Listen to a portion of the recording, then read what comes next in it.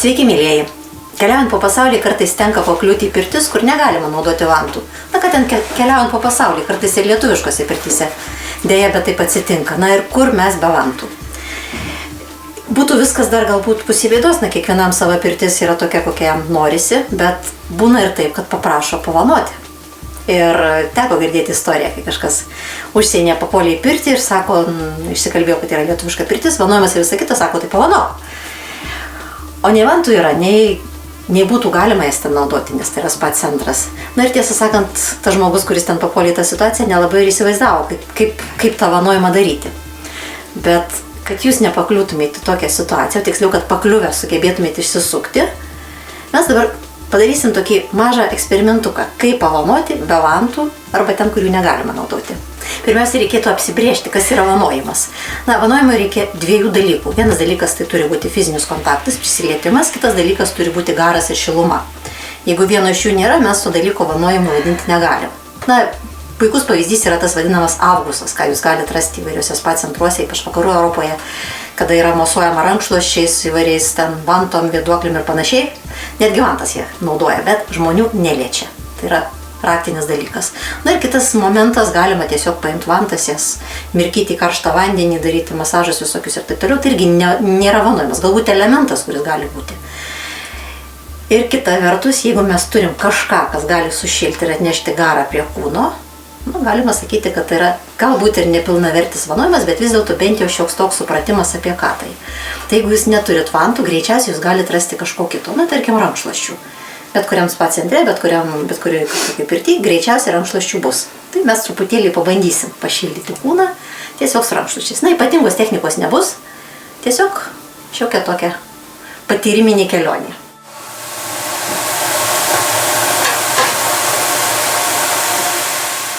Logika ta pati kaip ir su vanojimu. Tiesiog iškeliam į viršų, pašildom, pagaunam garą, na čia jau ką jūs turit ir kaip jau išeina, taip ir išeina. Ir paskui dedam, pavyzdžiui, ant raumenukų, kurios norim pašildyti. Galima juos pamaigyti. Ar netgi truputėlį galima nuleisti garą žemyn. Tiesiog paprastai pasukant. Aišku, pilnaverčio vanojimo nebus.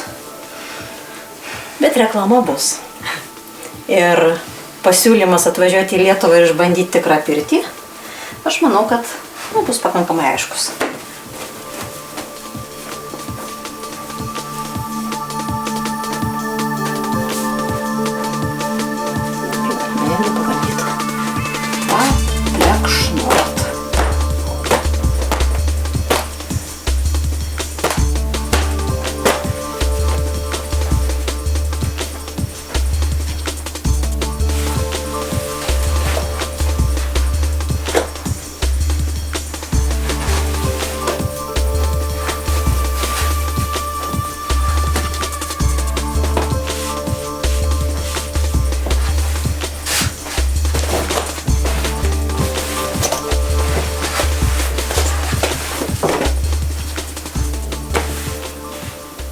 Aišku, visą tai atrodo keistai ir juokingai, bet tam žmogui, kuris čia guli, jam tiesą sakant neypatingai didelis skirtumas, kaip tai atrodo. Svarbiausia, kad jis jaustų šilumą ir kad jaustų prisilietimą. O truputėlį paragavus, norisi daugiau. Tai tas daugiau, atvažiuokite į Lietuvą arba eikite ten, kur galima naudoti vantas. Ir bus daugiau, nes vis dėlto joks skudurėlis, joks rankšluostėlis, joks tekstilinis dalykas neatstos gyvo žalio lapo prisilietimo su viso aromatu ir visais kitais dalykais. Bet geriau taip, negu niekaip. Ir viskas prasideda nuo kažkokių mažų dalykų. Žodžiu, pabandykit ir būkit kūrybingi. Ir nebijokit. Pirtis yra dalykas, kuris tikrai yra demokratiškas ir priima daugą. Taip pat ir mūsų eksperimentus. Svarbiausia gera nuotaika ir pozityvus noras duoti kažką gero tam žmogui, kuris pas mus atėjo. Į jau miegą. O jums geros pirties.